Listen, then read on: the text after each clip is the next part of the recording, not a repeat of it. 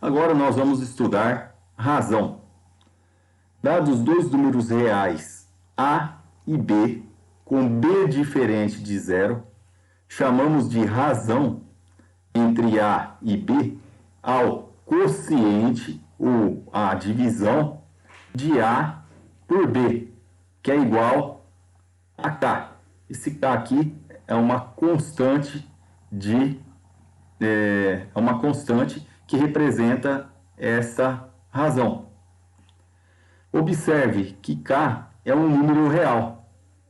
O numerador A é chamado de antecedente e o denominador B é o consequente desta razão. E nós fazemos a leitura dessa forma aqui, ó. Lê-se A está para B. Então, A está para B, aqui nessa razão aqui. A razão K indica o valor do número A quando comparado ao número B, tomando-o como unidade. Em outras palavras, razão é a relação, que é o quociente, entre duas grandezas.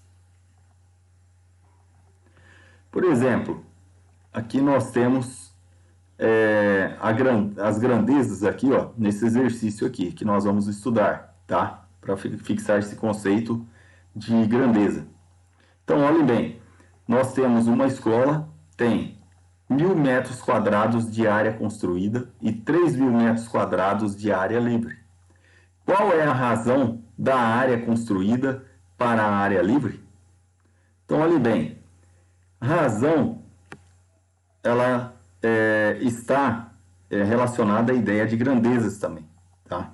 Então, nós temos duas grandezas aqui. Quais são essas grandezas? A área livre e a área construída. Então, olhem bem, nós temos aqui, ó, que a área livre é igual a 1.000 metros quadrados e a área construída é igual a 3.000 metros quadrados. Então, nós podemos cortar esses zeros aqui, ó, fazer a simplificação, né? Vai ficar muito mais prático. Então, olhe bem, 1.000 equivale a 1.000 dividido por 1.000 dá 1. E 3.000 dividido por 1.000 vai dar 3. Então, a razão entre a área livre e a área construída é igual a 1/3. Agora vamos para um outro exemplo aqui, envolvendo o conceito de razão. Calcule a escala da planta de um terreno no qual o comprimento de 60 metros foi representado por um segmento de 3 centímetros. Então, antes de fazermos esse cálculo, nós devemos lembrar de um conceito que nada mais é do que uma razão, que é a escala. A escala, ela é a razão entre a medida que está no mapa ou na planta, por exemplo, dividido pela medida real de um terreno ou de uma área de terra, tá?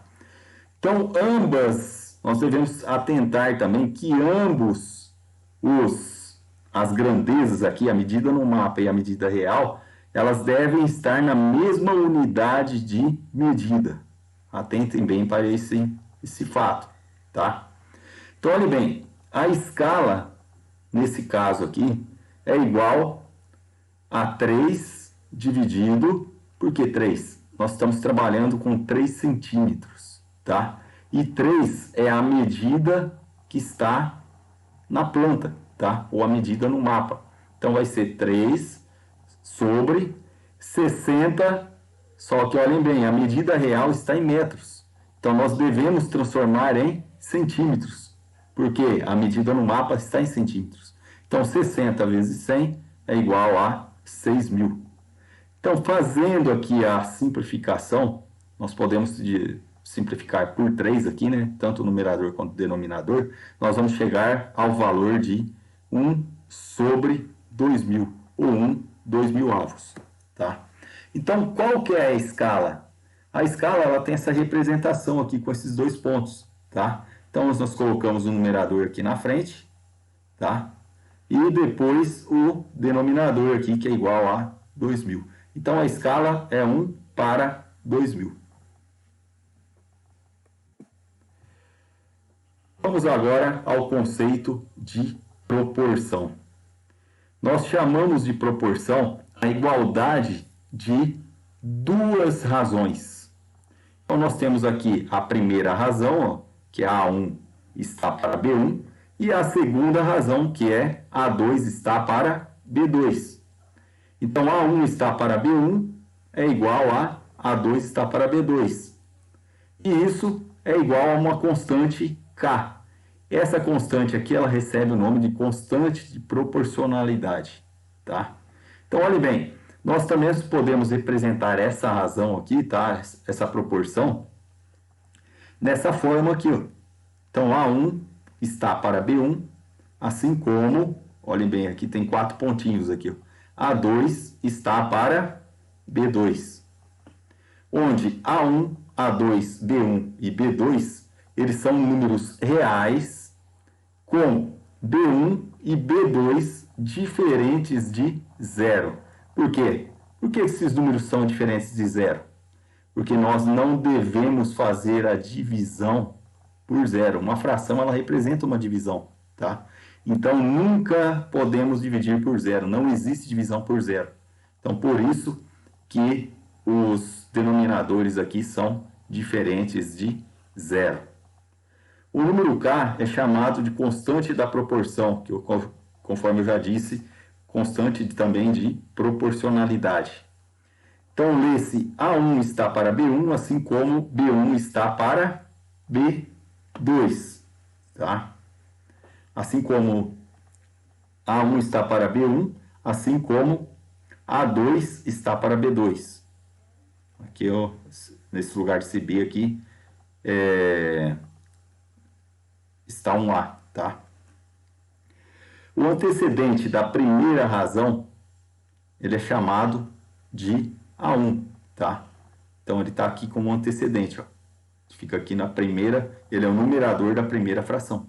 E o consequente da segunda, que é o B2, ele é o denominador. Antecedente está no numerador e consequente está no denominador, tá ok? Então, olhe bem, o A1 é o antecedente da primeira fração e o B2 é o consequente da segunda. Então, eles são chamados de extremos, tá? Então, A1 e B2 são extremos. Nós podemos ver que aqui nós poderíamos fazer aqui em x, né? Tá? E enquanto que o consequente da primeira razão, consequente, conforme que eu disse, ele está aqui no denominador da primeira fração, e o antecedente da segunda, que é o A2, eles são os meios, tá? Então, extremos e meios. Olhem bem que aqui tem a ideia de um x aqui, ó, tá? Nessa igualdade. Os nomes são sugestivos quando é considerada a segunda forma de expressar a proporção. Então, ó, A1 está para B1, assim como A2 está para B2. Então, nós podemos ver, ó, que os extremos são A1 e B2. Ó. Olhem lá, ó, A1 e B2. E quais são os meios aqui nessa anotação? O B1 e o A2. Ó, tá? Aqui nós temos uma propriedade que ela é importantíssima aí para nós fazermos os nossos cálculos, que é a propriedade fundamental da proporção. O produto dos meios é igual ao produto dos extremos, ou seja, A está para B, assim como C está para D. Aqui nós mudamos um pouquinho, tá? A nomenclatura não está como A1 e B1, nem A2 e B2. Nós usamos aqui por convenção A está para B, assim como C está para D. Então, olhe bem, nós temos aqui os extremos A e D e os meios B e C. Então, o produto dos meios, que é B vezes C, é igual ao produto dos extremos, é igual a A vezes D. Aqui nós vamos fazer uma aplicação. da proporção através de um exemplo. Então, nós temos aqui, em virtude da demanda crescente de economia de água, equipamentos e utensílios como, por exemplo, as bacias sanitárias ecológicas, que utilizam 6 litros de água por descarga em vez dos 15 litros utilizados por bacias sanitárias não ecológicas, conforme os dados da Associação Brasileira de Normas Técnicas, que é a ABNT. Qual será a economia diária de água obtida por meio da substituição de uma bacia sanitária não ecológica, que gasta cerca de 60 litros por dia, com a descarga por uma bacia sanitária ecológica? Então, nós vamos ver aqui, fazer esse cálculo através do conceito de proporção.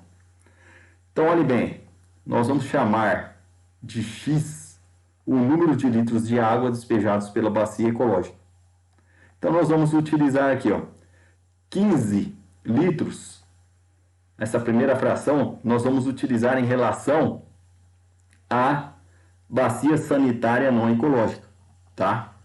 Onde o 15, que é o numerador dessa fração, ele representa o consumo por descarga da bacia não ecológica, tá? E 60, que é o total de litros gastos em um dia por essa bacia sanitária. Então, olhe bem, então 15 está para 60, assim como 6, que é o gasto em uma única descarga, tá, da bacia ecológica, está para o consumo diário, que é X, tá? Então, olhe bem, aqui nós colocamos o valor X aqui no denominador. Então, olhe bem, nós vamos fazer a aplicação do produto dos extremos, que é igual ao produto dos meios. Então, olha, 15 vezes X é igual a 60 vezes 6. Então, olhe bem, 15x é igual a 360. Aqui nós chegamos a uma equação do primeiro grau, tá? Então, nós passamos o 15 dividido por 360, tá? Então, o x é igual a 360 dividido por 15, tá? Que é igual a 24. Então, o gasto com a bacia econômica, essa bacia ecológica, ele vai no gasto diário de 24 litros. Então, olhe bem, assim a economia será de 60, que é o gasto utilizando a bacia não ecológica, menos 24 litros, que é o gasto diário utilizando a bacia ecológica. Isso vai dar uma economia de 36 litros de água por dia. Aqui está um outro exemplo que nós vamos utilizar também para cálculo de proporção. Esse exemplo refere-se ao traço do concreto.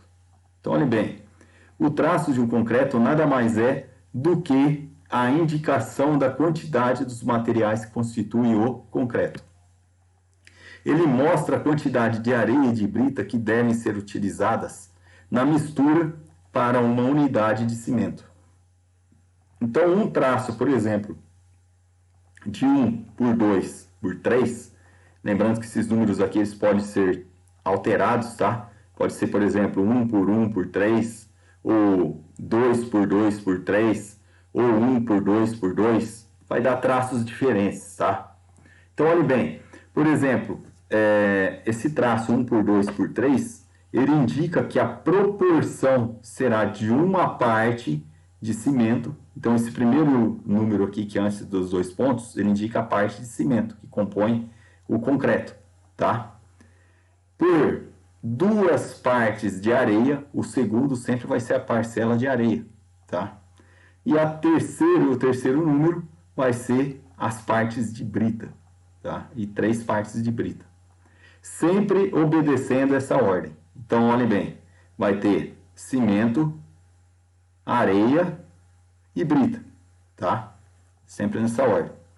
Já a quantidade correta de água varia porque depende da umidade da areia e da trabalhabilidade final do concreto.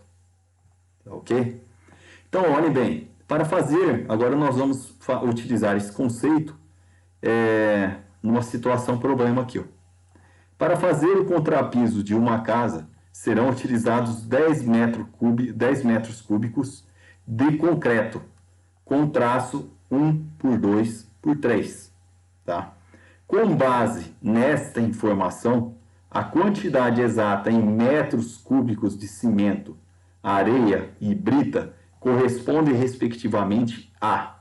Então aqui nós temos as alternativas e nós vamos fazer o cálculo aí para chegarmos a um desses valores. Então olhe bem, 10 metros cúbicos e o traço do concreto é 1 por 2 por 3. Então olhe bem, a solução desse exercício, nós vamos ter que utilizar aí o conceito de proporção. Nós sabemos que o total de contrapiso, de concreto acabado que nós deveremos ter, é de 10 metros cúbicos. Só que as parcelas do traço, como ele é 1 por 2 por 3, tá? Então nós vamos somar os traços aqui, tá? Essas componentes do traço aí desse concreto. Então, uma parcela de cimento, mais 2 de areia e mais 3 de brita. Então, olhe bem, nós somamos aí nesse denominador da fração. Então, mantemos aí os 10, né? Que é o total de metros cúbicos, sobre 6. Então, olhe bem, cada parte que compõe o traço do concreto equivale a 1,667 metros cúbicos, porque é 10 dividido por 6. Nós fazemos a divisão e chegamos nesse número aqui decimal, tá? Com 3 casas decimais. Nós utilizamos aqui nesse cálculo.